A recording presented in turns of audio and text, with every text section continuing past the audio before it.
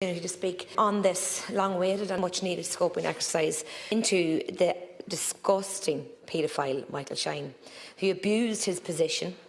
He took a depraved advantage out of his perceived respectability and the trust that we usually place in our medical profession to abuse hundreds of patients. And today I want to acknowledge and pay tribute to the courage of those victims and the survivors who carried this burden for decades and who were not only just denied only justice, but they were also denied any semblance of support with the pain and the trauma of their abuse. Listening to Deputy Nash, who has been, to the forefront of this since he became into office, it's very rare that all the loud TDs stand in this place in complete agreement. Even me as a child knew about Michael Shine as this verb, nearly, not understanding what this was. And the reason why we didn't understand is because they were silenced. Everything was there to protect him, to protect the entity that he was the hospital, to protect the authorities, to the whistleblowers, to everyone who, against all odds and detrimental to careers, spoke out against this demon that took abuse of so many people. And it's only when you hear and you look in the eyes of these men, of these victims, look at your own children and you think, Jesus, that could be my wee boys. It could be my brothers. It could be anyone. It could be any of us.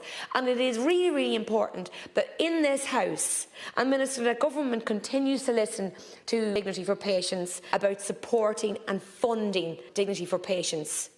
Because what they have been doing over decades against a shoestring to support so many victims. We have hundreds of victims now. We have a statutory inquiry, hopefully, to come. We owe Dignity4Patients so much in this House.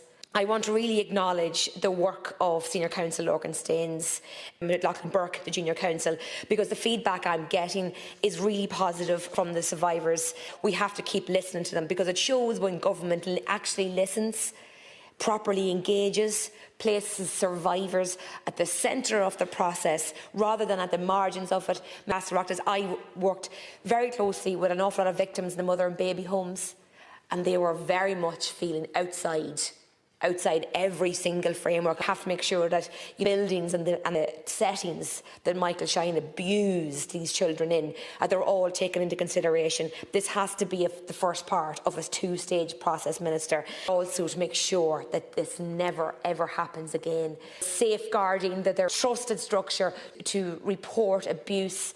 Victims are always afraid they won't be heard, they won't be believed. A process there ingrained as default.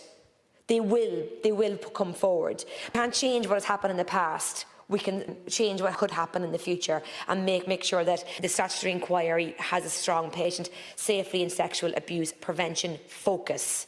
It would do us all well to listen to the stories, the testimony of victims of Michael Shine, because it grounds you in a dark, dark time for this country. It shows you why it's important to listen to victims. It is important that a victim is believed and trusted and minded. An awful lot of this is just minding people. We owe it to the victims. We owe it to those wee children to see this through fully, properly and without delay.